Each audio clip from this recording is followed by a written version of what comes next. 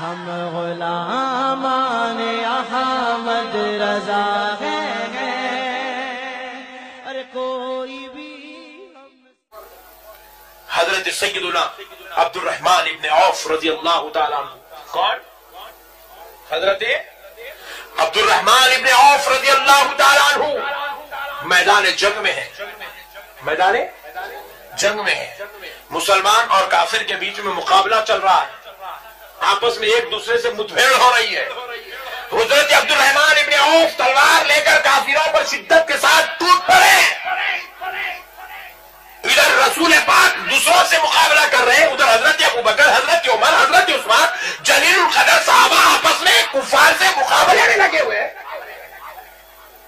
ایک ایسی دردناک گھڑی اس میدان جنگ میں آ گئی کہ حضرت عبد الرحمن ابن عوف کے سامنے ان کے والد محترم آ گئے، اور وہ کافروں کی صف سے آئے، وہ کافر تھے. ان کے والد آ گئے، ان کے باپ آ گئے، کافروں کی طرف سے آئے. حضور کی تلوار رک گئی کہ اب عبد الرحمن کیا کرے گا. حضرت ابو بکر آنکھ اٹھا کر دیکھنے لگے، ابو الرحمن اب کیا کرے گا. پورا سکتہ طاری ہو گیا. دیکھنے والوں نے دیکھا عبد الرحمن جیسے دوسروں پر تلوار چلا رہے، سرکار عبد الرحمن ابن عوف نے ویسے ہی تلوار اپنے باپ کے اوپر بھی چلائی. باپ نے بچاؤ کیا، پھر باپ نے تلوار چلائی، آپ نے بچاؤ کیا. 3-4 وار ہوتے رہے، بچاؤ ہوا. حضرت عبد الرحمن کا باپ بوڑھا ضعیف تھا، تھوڑا کمزور پڑا، جو تلوار اٹھا کر اپنے باپ کو سر پہ ایسا مارا کہ آدھا جسم کٹ کے ادھر گر گیا اور آدھا جسم کٹ کے ادھر گر گیا. اور تعجب کی بات بولوں، یہ حدیث تبلیغی جماعت کی کتاب فضائل اعمال میں لکھی ہوئی ہے. انتہائی تعجب کی بات تو یہ ہے. پیارے بزرگ اور دوستو، خدا کی قسم میں پوچھتا ہوں، یہ ہے صحابہ والا کام کیا نہیں ہے؟ بولیے نا. حضرت عبد الرحمن نے اپنے باپ کے سر پر تلوار چلائی.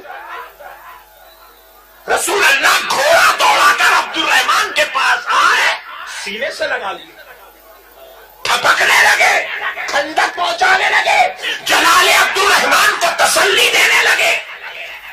نبی پاک صلی اللہ علیہ وسلم نے جب ان کی ٹھنڈک کو محسوس کیا تو حضور نے پوچھا، عبد الرحمن وہ تمہارا باپ تھا، تم نے کیوں اس سے مقابلہ کیا؟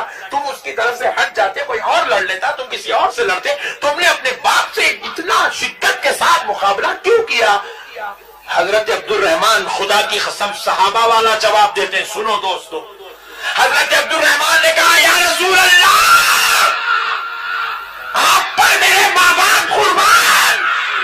آقا، میں نہیں جانتا کہ وہ میرا باپ ہے، وہ کافروں کی صف سے آیا تو بس میں اتنا ہی جانتا ہوں، جو میرے نبی کا نہیں ہے وہ میرا باپ ہو تب بھی وہ میرا نہیں ہے.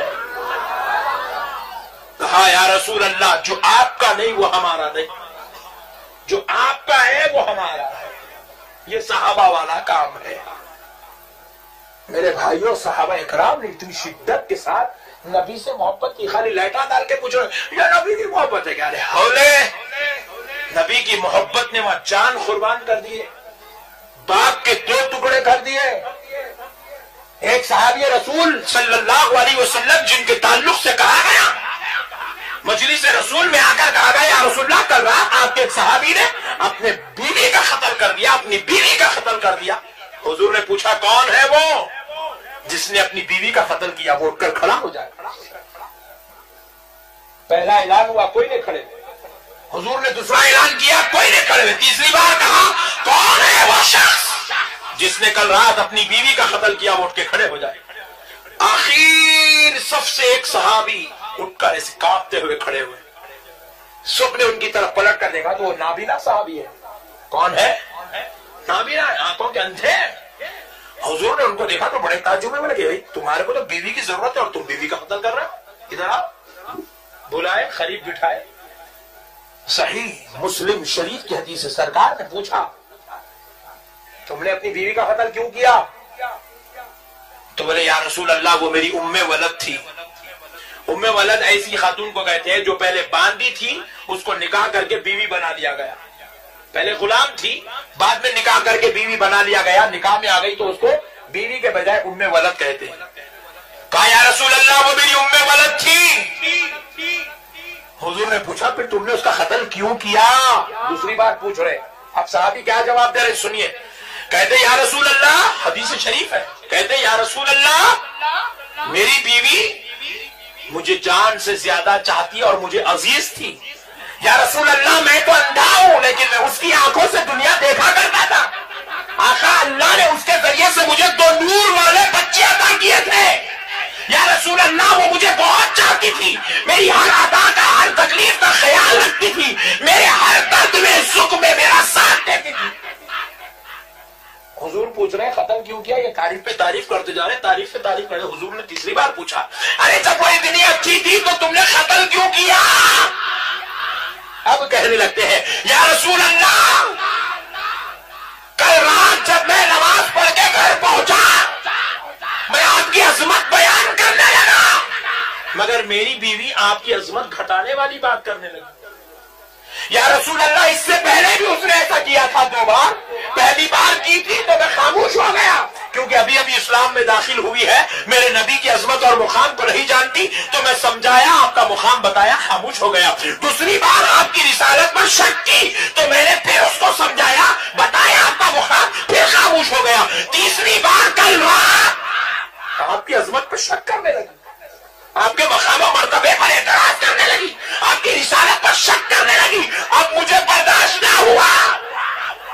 آقا میں اندھا اپنے ہاتھوں کو مارتا مارتا مارتا مارتا میں اپنے گھر کے چپے چپے میں ڈھونڈنے لگا کوئی چیز مل جائے تو مجھے چولہے کے قریب ایک چاقو ملی. میں نے چاقو لیا، اپنی بیوی کو پکڑا، زمین پہ لٹایا، 70 مرتبہ اس کے سینے پہ وار کر کے اس کو قتل کر دیا، نارے جہنم رسید کر دیا. اللہ رسول کو حاضر ناظر جان کے بولو دوستو، حضور کیا کہنا تھا؟ جاؤ اس کو جیل میں ڈال دو، اس کو پتھرے مارو، یہ بیوی کو قتل کر دیا، اس کو جو ہے لے جاؤ کسی بلڈوزر کے نیچے سلاؤ. خدا کی قسم آمنہ کے لال نے یہ نہیں کہا. حضور نے کہا جا اللہ اور اس کا رسول تجھ سے خوش ہو گیا.